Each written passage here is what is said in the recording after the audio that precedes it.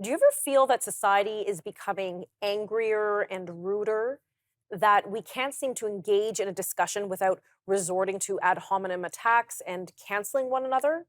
Whether in the workplace, the public square, or even at our home, our relationships and behaviors seem to be less civil and more transactional, that we aren't engaging one another as persons, rather as a means to an end, no matter the cost. But is this ideal? Is civility important in public discourse? How do we engage heated issues while remaining civil? Well, joining me now is Alexandra Hudson. She's a writer, speaker, and founder of Civic Renaissance, a publication and intellectual community dedicated to beauty. She was named the 2020 Novak Journalism Fellow and holds a master's degree in public policy at the London School of Economics and is an adjunct professor at the Indiana University Lilly School of Philanthropy. Today, she's here to discuss her book, The Soul of Civility: Timeless Principles to Heal Society and Ourselves. Alexandra, thank you so much for joining me today. And first off, congratulations on this phenomenal book. Tanya, thank you for having me and thank you for the very kind words. So, what compelled you to write this book and why now? I couldn't not write this book. I had to do it. I came to my interest in this topic of manners and civility, honestly. My mother is called Judy, the Manners Lady. She's one of four women who are internationally renowned experts on manners named Judy. There are actually four of them, as I learned while writing this book. And so I remember my mother teaching us to, how to cut our food and set a table. And I always questioned our social norms. Why do we do things the way that we do them? And yet I followed them because she promised they would lead to success in work and school and life. And she was correct until I found myself in government. I served in federal government in Washington, D.C., 2017 to 2018, in a very divided and hostile time and in America's history. And I saw two extremes. On one hand, there were people with sharp elbows who were willing to do and say whatever was necessary to get ahead. On the other hand, there was this contingent that was polished and poised and polite. I thought they were my people.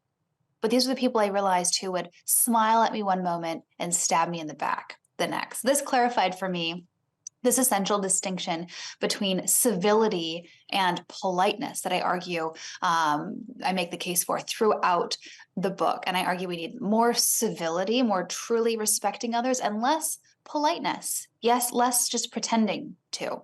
So, let's work to unpack that distinction a little bit further for our viewers. So, what is the key difference between civility and politeness? Because most people they conflate the two terms, and they feel they go hand in hand. Is that correct? They are related, but they are in fact very different. So politeness, as I argue, is manners, it's etiquette, it's behavior, it's external. Whereas civility is internal. It's a disposition of the heart, a way of seeing others as our moral equals who are worthy of respect just by virtue of our shared moral status as members of the human community. And that crucially, sometimes actually respecting others requires being impolite. It requires telling a hard truth, engaging in robust debate. And so when people do often conflate these two words today. And we've been doing it for a very long time. In fact, the first English dictionary defines civility in terms of politeness, politeness in terms of civility. But I argue that in our current moment, we need less we need less politeness, less tone policing, less papering over difference, and more tools, the tools of civility, the disposition of actually respecting our fellow human beings that allow us to grapple with difference head on and perhaps even thrive amid difference. And that is what my book is about. And that's a core argument of the book. So, was there a distinct time in history where we seem to have left kind of civility in the dust and moved to maybe a more on the surface polite society, but actually probably ruder? It's a great question. I actually discovered while writing this book that this question, the most important question of our day, how do we flourish across deep difference? This is a timeless question.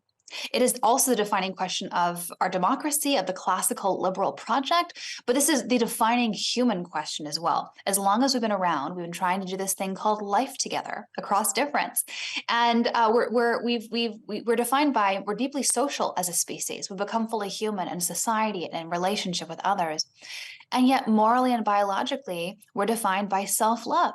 Okay, I'm going We're to pause driven you to meet our there. own needs I'm going before to be rude. others. I'm going to be rude and pause you there. We got to cut to commercial. We'll be right back.